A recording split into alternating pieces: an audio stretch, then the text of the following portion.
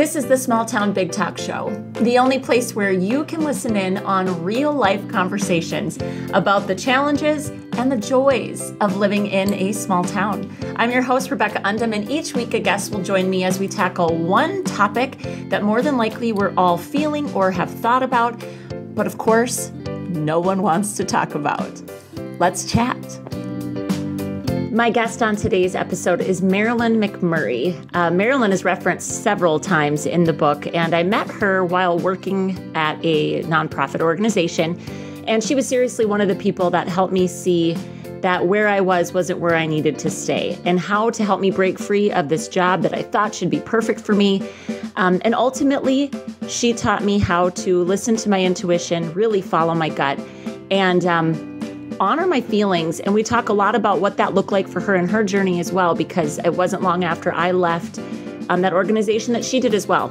And so listen in for her tips, her best tips, for especially for those of us living in small towns, how to shift our energy and our feelings about our environments. It's a great episode. Can't wait to hear what you think. Enjoy this chat with my good buddy, Marilyn. So I was just sharing with you that the book chapters that are going to go along with our little chat here are a lot of the ones that, so you know the story. I'll just kind of remind people of the arc, is that I was doing my own thing. We had moved back home to Oaks. I was doing my own thing, and I got hired by our shared employer, and it felt like it was too good to be true. And there was a time and a place in my life for that job, for sure. But I learned so much about myself. Haven't worked for anybody since. That's largely what I learned, is that I should probably just work for myself. But when you and I met, and, you know, as I was coming to the decision that I knew I needed to leave that work environment, you eventually left it as well. I did. I really felt like, based on what you do for work, how you work with people, how much you teach people to honor themselves, their feelings, the energy that they're feeling about things, I thought it would be helpful for our viewers to talk about toxic environments. Oh, geez. I know. Oh, so, man. They're everywhere, right? I know. Well, they are. They and are. I They're think everywhere. one of the things I've talked to you a lot about is that if you can leave it. Yes. Generally speaking. Yes. Right? Don't sell your soul. Like a job, you can leave. You and I both made that decision. We can talk about that. But like, specifically, we're going to get to this, but like when you're in a small town, if that feels toxic to you, and just leaving is always a choice. Yes. But I'm an example of this, where I really love my husband, and my husband really loves farming, and farming requires land. And I cannot pick up our land and move it. So ultimately, I want to talk about just how do you know when the environment is toxic, if you can't just leave it. So I feel like I'm in a situation where just up and leaving it isn't easy. If I needed him to, he would. Yes. Okay. But I'm not there. Yeah. But we might have some people watching that really feel like, oh, this town is too small, or it's too fill in the blank. How can we work through that? Either, if you can't leave it, how do you change your relationship to it? And this is kind of the work that you do. Yeah, so it is. Well, I think the biggest thing that you can do in any environment and anything, the quote is, change you, change the world. Right. So it really comes down to you, because I found for myself that when I'm in a really good place, emotionally, physically, spiritually, when I'm whole and complete, the outside world doesn't bug me as much. Right. Now, when I start to falter in one of those spots, everything around if you think of the world as a mirror, right. And what is that world teaching me right. about myself that I don't want to look at? Yeah. So the more I bring light to those things, they're not going to bother me as much. Right. So this is about like thinking. I use the word triggered a lot. Yeah. Triggered. Absolutely. I sometimes feel like I get really easily triggered. So hormonally, like during certain times of the month, I am like trigger. And that's just because physically I'm not all in balance, right? Absolutely. So for you, if you're willing to tell a little bit about that story, about how what you actually experience. So for me, people can read about it in the book. I don't tell your story. It's yours to tell. But for me, it was like I was coming home feeling like I sucked at everything. And it's because I was not who I really am. You know, I was so short-tempered. I was so impatient, and I was pissy, a really quick trigger, and temper when I was coming to the end of that employment. And you were the one that looked at me, you're like, you probably use stronger language than what I'm going to say, but you just said, this place is going to change you if you don't get out. So that's what happened to me in that particular work environment. What did that look like for you? Because how long after I left did you leave? Do you remember? You left in May, correct? Yeah. Yeah. I went out on a medical in August. Okay. I thought it was just a few months. And so I am like a big proponent of deal with your emotions before you get sick. Yeah. And this is why, is because I knew it. I should have, and you can't should, right? Yeah, right. You can't should, but I should have left when Rebecca did, because I could feel my soul slowly being taken. Mm-hmm. In the toxic work environment, for me, I would come home and I should have gotten stock in Zing Zang. You know what that is? The Bloody Mary mix. Oh, yeah, I do. Yeah. Now I Zing Zang, if you haven't tried it. Did you have them in the form of a Caesar now? Oh, yeah. Yeah, right. Oh, yeah. Lots at of my them? counter. Mm-hmm. Many. Just sat there And tried to get through my enormous amount of emails that I could never get through. And I was constantly like trying to, because I was in a supervisory role and I wanted to protect my people. And so I constantly felt like I was playing this volleyball game, and now all of a sudden I was really sucking at playing volleyball, and I just couldn't shield my team anymore. And things just were happening that weren't aligned with who I am. Right. And I think real quick, I just want to make it really clear, like the people that chose to stay in that work environment, this says nothing of them. No, their they integrity, were amazing their honesty. people. Yeah. They were amazing people. Amazing people. I want to talk with you too about why is it potentially that we feel such resistance to honoring these things in ourselves. For me, it was, the great work happens here. It was my dream job. Right. I wrote it down in college that I wanted to work there. Right. Yeah, you had mine was just, when I got that job and the salary they paid me, just like, it should have been everything I wanted it to be. And so some of it was just, for me, coming to terms with the fact, you said selling your soul in the book. I called it prostitution, where the more you pay me, the shittier I feel about this. I feel shitty about taking it because I feel like you're taking pieces of me. Mm-hmm. And again, not everybody that stayed there or still works there or will come to work there. This isn't about them. This isn't about the organization. It's about us. Here's the thing. It goes right back to us, is because God laid a bigger purpose on our hearts. Right. And we were supposed, and this is why you're listening to this, is because Rebecca's living out her purpose, right? This is one of the small ways that I'm doing that. Correct. Well, right. Yeah. But like, he had an idea and he had this purpose for her, and for us, we needed to be really uncomfortable, and I needed to get sick before I made the change. Right. So we're all over the place. I'm sorry, but that's okay. I love all of it. So talk about getting sick, like how it actually manifested for you. Because for me, it was just like I knew it. That long ass drive up and back, I would just sit there like, this isn't worth it. The stability that it brought to my household was tremendous. And I miss it. Oh, for sure. I miss it. Still, 5 years later, I miss that steady income to augment Jeremiah's up and down with farming. But it ain't worth it. Well, my husband retired from the military in May after 24 years. Right. So he was venturing out to do his own thing too. And then in August, I had gotten a call from my supervisor, and there was some different things that were going to go on. And the next morning, I woke up in a head-to-toe rash. Yeah. A head to toe rash. Had you ever had something like that before? No.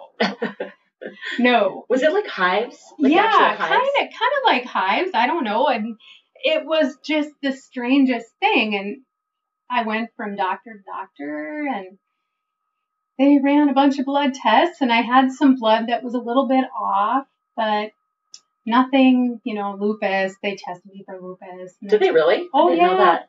Oh, yeah. They tested me for that because that's, skin shows up in skin right away. And I called one of my voodoos, as my husband called them at the time, intuitive people. And she said, your soul is itching to get out. Your soul is itching to get out. She's like, it's your toxic work that's toxic for you.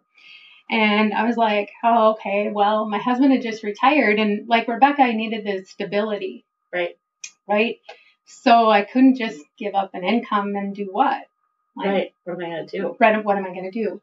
So finally got into my doctor, and now I have this rash, and now I'm crying uncontrollably. And I go in to see her, and she looks at me, and she's like, everything okay with your kids? Like, what's going on? Is retirement okay with Dean? Thank God. And this is probably the best advice I can give you through all of this. Make sure that the people that are supporting you, your doctors, your counselors, all of that kind of stuff, make sure they know you. Because my doctor looked at me and said, if I didn't know you, I would hospitalize you today. Wow. And I'm like, oh my goodness. Right. I'm going crazy. Right. And so she's like, hold on a minute. And I'm like, oh, great. Here she comes with the straight jacket. No, I wasn't thinking that straight at that time. But she comes back and she has a note. And she wrote a note that I would not be going back to work until further notice. Like she wrote you a work absence slip, like a permission slip, basically. Yeah, she gave me a permission slip. And I said, now what? She's like, you turn that in tonight. You text me after you do it. Great doctor. That's what I mean. You have to have those people that are constantly looking out for you. So, faxed her in. And how have you faxed it? I think I did. I don't know if I probably didn't know. I had scanned it, maybe. Scanned it and emailed it. I just think it's funny. Who knows? Yeah. Like, here you go. Sorry about you. Yeah. So how did what kind of resistance was that met with? Well, a ton. But here's the crazy thing. Once I did it, I went over to a friend's house and said, I'm not sure what I'm going to do. Actually call her Black and White Bach because she is so black and white. I know who we're speaking of. I know, That's right? So fun. Yeah, so she's like, I'll probably cry. She's like, I know that it's all going to be okay. Oh, for her to say that. Exactly. How good did that make you feel? Yeah, and her daughter comes bebopping in and she's like, gosh, you look like absolute crap. Because I've been crying for days. And she's like, but you feel really good. Oh, that's so cool. So here's, my 22 or 20-some-year-old daughter, or 20-some-year-old godchild saying that I feel different. Yeah, and you I just like faxed shit. that in. Right. And I looked like dog crap. Right. So I sat at home wallowing, like, what am I going to do? Well, it's because you didn't know what you were doing at all. No. So then what? Like, that was, like, what day of the week was that? Like a Friday? Tuesday. It was a Tuesday. Okay, oh, like yeah, the beginning it was of a week. Tuesday. It's the beginning of the week. So, I took email off my work email off my phone. I mean, it was just kind of surreal when I think about it. Right. And it was interesting, how I was just kind of like going through the motions of life, trying to figure out what I'm going to do. So my doctor had me come back and see her, and I still look like crap, right? It was a week later? A week later, yeah. A week later, she had me come back, and I still look like crap, but I felt better. And so then she prescribed me meds. And I'm like, okay, so I did get them filled, which I'm not a big med taker typically. I did get them filled, and they sat on the counter, and they sat on the counter, and they sat on the counter, and Dean's like, are you going to take those? And I was like, if I have to go back, I'm going to need them. I'm going to need them. Right. So can I ask, was it anxiety? Is that what she treated you for? If you don't mind. No, I don't. Asking. Honestly, I don't even know. Right. I don't even know. But something. Well, yeah, probably to stabilize the mental health side of things, right? Yeah, to stabilize mood. But I have done like enough personal work to know that when I'm experiencing those things, it's because something's going on. And I'm not saying this is for everyone. It's something's going on that's inside of me. Right. Because the energy of something is off. Right. Within me. Right. So I said to Dean, I'm like, well, if I'm going to go back, and he's like, you're not. He said, if you have to take medication to go to a job, you're done. Right. And I'm like, but oh my God, what are we going to do? Yeah. What are we going to do? Like, you just retired. And he looks at me and he said, we'll figure it out. So I think that's an amazing little part of the story, because to have that unwavering support of your spouse is a really big flippin' deal. Oh yeah. He's like, we'll figure it out. Yeah. And I have yet to see, when all this stuff was kind of going down, I've yet to see Costco give away diapers. Costco gave away diapers the same size that Wyatt needed. What? I know. I didn't know this part of your story. Oh yeah, Costco gave away diapers, and it was the same size that Wyatt needed. It was my sign. Right. Holy crap, Marilyn! I didn't know that. Yeah. Okay, so here we are. Yes. 5 years later. Yeah. Because it was 5 years in June that I started blogging. Yeah. Because I left. My yeah, job. Well, and I put in my notice, then my formal notice, October. Yeah. Yeah. Here we are. We're live. I know. We're alive and we're better for it. Oh, yeah. Mentally, spiritually, emotionally. Right. Right. Yeah. So. I'm sound. Yeah. Well, of course you are. Yeah. And the fact that you still cry about it makes perfect sense. Because it's like super traumatic. Well, and I see so many people in it. Right. You know, on a daily basis. And is there something that you think keeps people from doing the hard thing and leaving? Is there something outside of fear? What will people think? Right. So it's judgment. Judgment. Yeah. Like my mom always said to me, why can't you just be happy?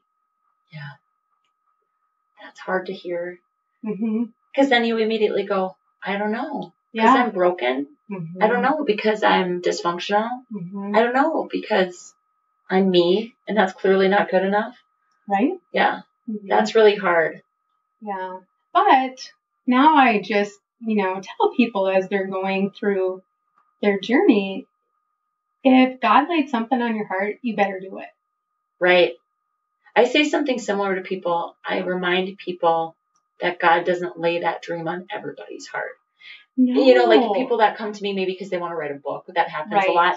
Just because I've done it, which makes me no guru. Like, it just means I did it, right? But I get why people would reach out, and I love to help people. But I always just remind them, like, if that's on your heart, that was given to you for a reason. Absolutely. There are countless millions of people in the world that have no desire to write a book. Exactly. So if it was given to you, be a steward of it.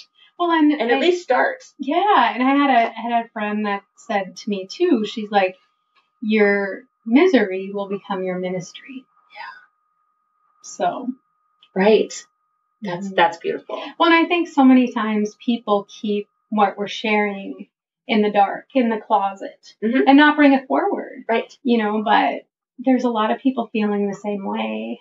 Well, always. Mm-hmm. The whole range of stuff that we experience as human beings, it is a human experience. Mm-hmm. I don't know if you happen to watch the episode, and I referenced this in just Catherine's, who I just spoke with earlier too, but Jenny Rorick and I, she's from Ashley, so not far from where I live, and we were talking about how when you share challenges, you have to prepare yourself. If you're going to share it, you're sharing it because you want other people to know it's okay, which is generally why I share anything. Me too. Some of it's just catharsis though too. Yeah. Like I just want to get it off my heart because I don't hold things well. When I hold them, shit goes wrong for me. Okay. Like if I try to suffer in silence with stuff, things fall apart for me. I need to express it and get it out. So when we share things, we were talking about the fact that people tend to have very strong responses at times. Sometimes it's, I can't imagine you are having this experience, like almost what's the matter with you? Because they did never experience that. Let's say it's motherhood. Sure. Breastfeeding, right? That'd be a great example because I struggle to be held with that. And you go, oh my gosh, like, well, then you didn't do it right because they didn't have that experience. Or it's somebody that experienced something far more traumatic and they try to minimize your pain because their pain was worse. And I'm just saying, where is it? Why aren't we just saying, I'm coming alongside you and saying, maybe I don't understand it, but I care enough because I care about you. Like I see it. I acknowledge it. I honor the fact that you're feeling this pain and I'm sorry you're feeling this pain. That's empathy to me, right? Absolutely. And for some reason, it just feels like that's what makes it so scary. We keep it hidden in the dark so we don't have to face any variety of those responses. Well, and the responses are because of them. Right. It's never because of us. No. Right. It's because we're triggering. We got that big mirror. Yep. And I actually had a friend who, after I quit working and we were working together, and she didn't contact me for 3 years. Just a couple years ago, she called me. You worked with her? At our work environment. Yeah. And she called me 3 years later, and I had tried to reach out and just nothing. And she called me and she's like, I knew that you would push me just by being you, and I wasn't ready. Oh, well, that's honest and beautiful. Right. But for the person, now I get that. At the time, I was like, whoa, what happened to my friend? But I think that's the biggest thing. The world is our mirror. Right. And that's why it's so important to just really be sound mind, body, and spirit. So, okay. Love all of this so much. So for the woman listening that maybe has an inkling that there's an environment, whatever the environment, because there's environments are a fairly broad discussion. Yes. Right? It could be a job, it could be a home situation, it could be where you live. What are the things or the steps or the just starting points that she can do to honor herself? And either if she can immediately leave the environment, what can women like that do? I would say, number one, what are you eating? Oh, yeah, good one. I didn't expect you to say that, but yeah. Number one, what are you eating? Because if you have a really nice sound, if you're nutritionally sound, you probably heard let thy food be thy medicine. But that's probably the first thing to look at. And it's hard. Because I've always been an emotional eater. And I know people will be like, oh, screw you. What do you know? Because I'm not overweight. That doesn't mean crap. Well, and people look at me and probably are like, gosh, her diet must not be very good because she carries weight. But it has nothing to do with that. It has nothing to do with the external image at all. I am saying when I get stressed, I immediately want to dive into plates full of cake and chips and whatever's cheap and easy is seriously what I just want. So when you're feeling all of those things, being intentional about making good food choices, it's a battle. It is. Do you think? I think it's just so hard. Or booze. Yes. And that's what I said. But if you start, and whatever is going to be easy, it's not easy. Let me tell you, it's not easy. I don't think it is either. It's not. But maybe you start to cut out, your alcohol just to wherever you're at, just to move your body. Right. That's huge. Right. Get outside. That's huge. Yep. I know that people are like, well, I just want something easy. Well, it's never going to be easy. No, it's not. Well, and then you kind of want to just sometimes I want to look at people and say, well, then just move. That's easy. but it's not. No, so it's the not. whole thing is like, I think what's interesting about the whole thing, just leave it. I'm trying to think of who it was that said this to me.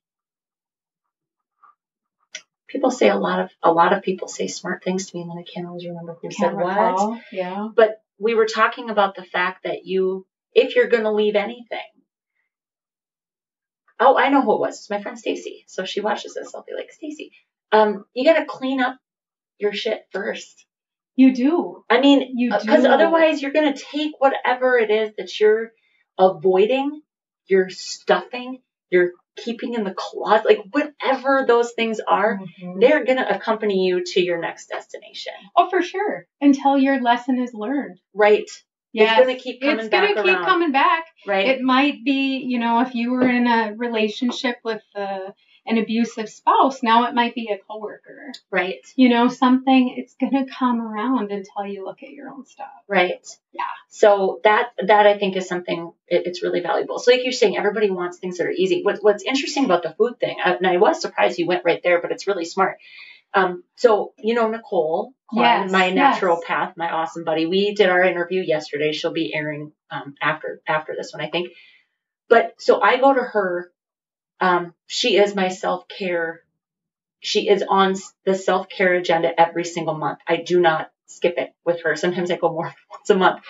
And we have discovered that due to working with family, like I can do all this internal work.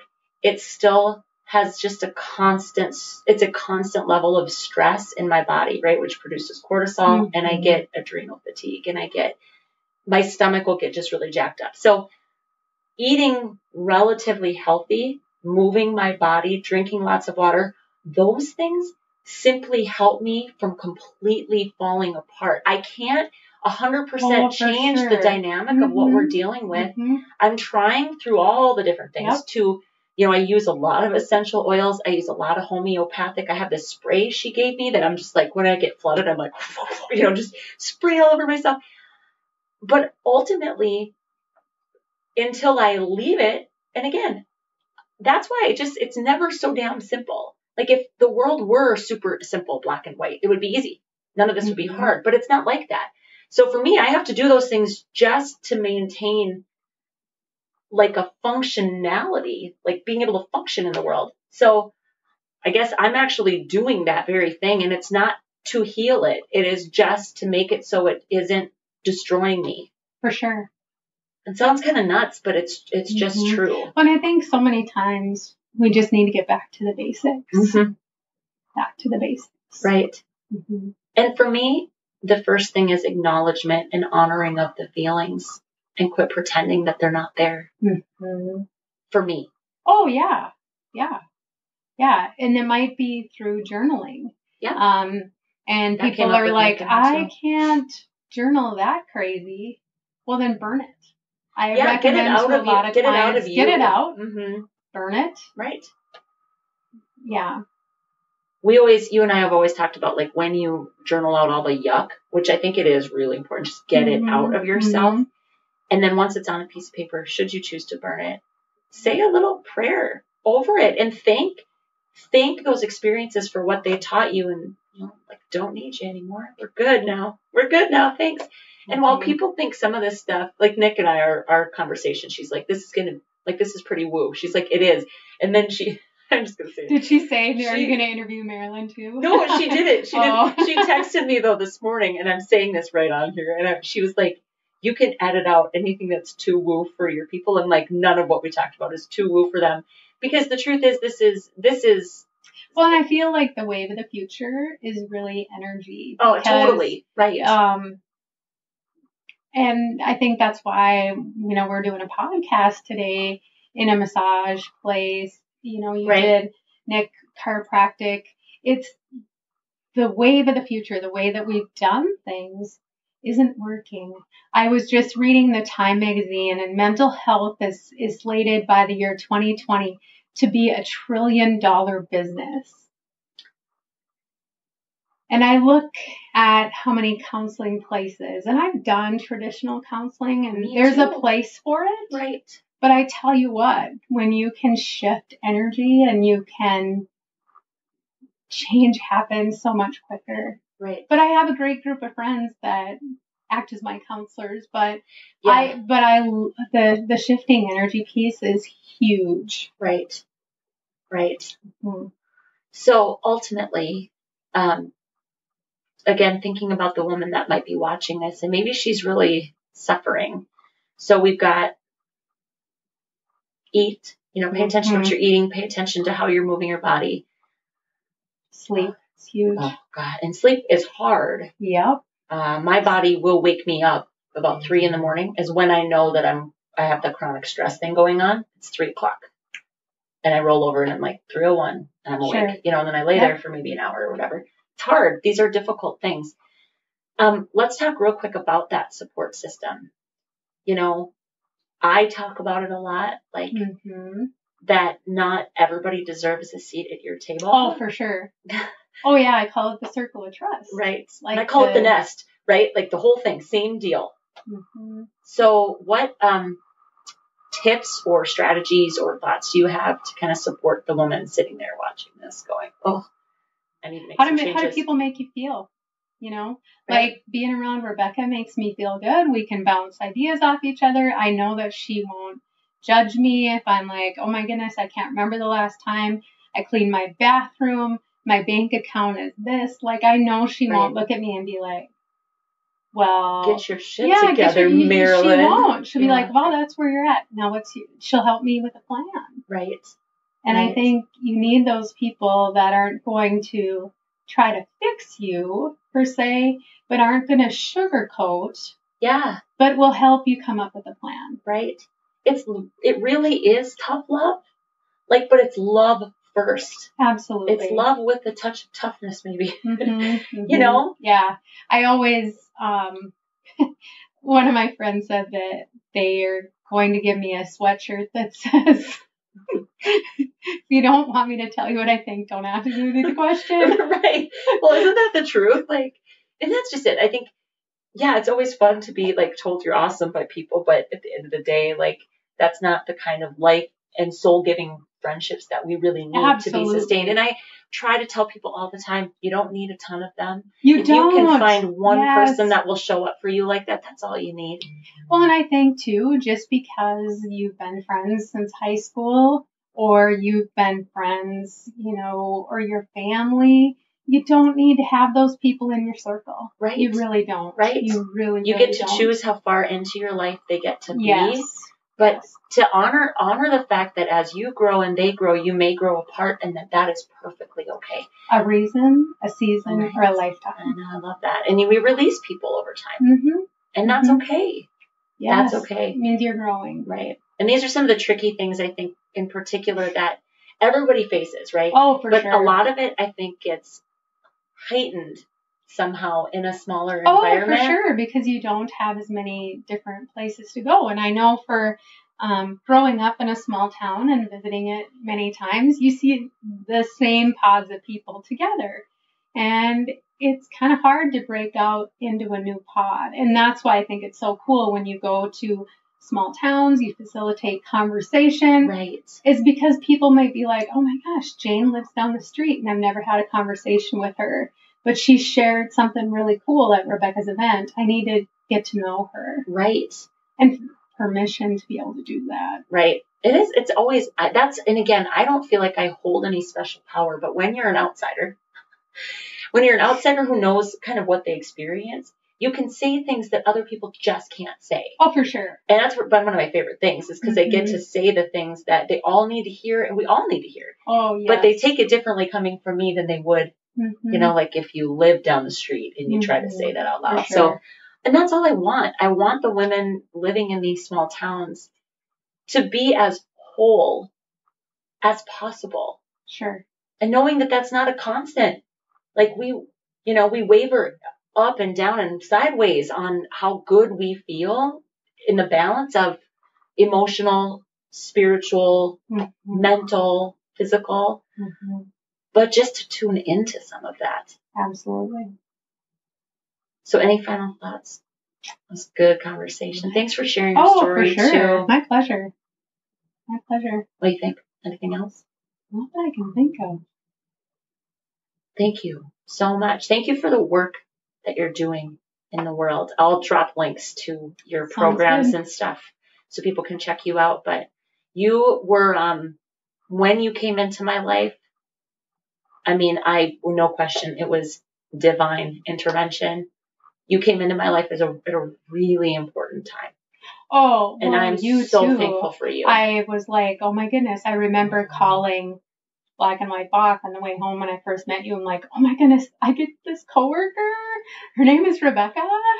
Oh, and it was so much fun. It was so much fun. And you were the person, you saw in me what I had forgotten was there.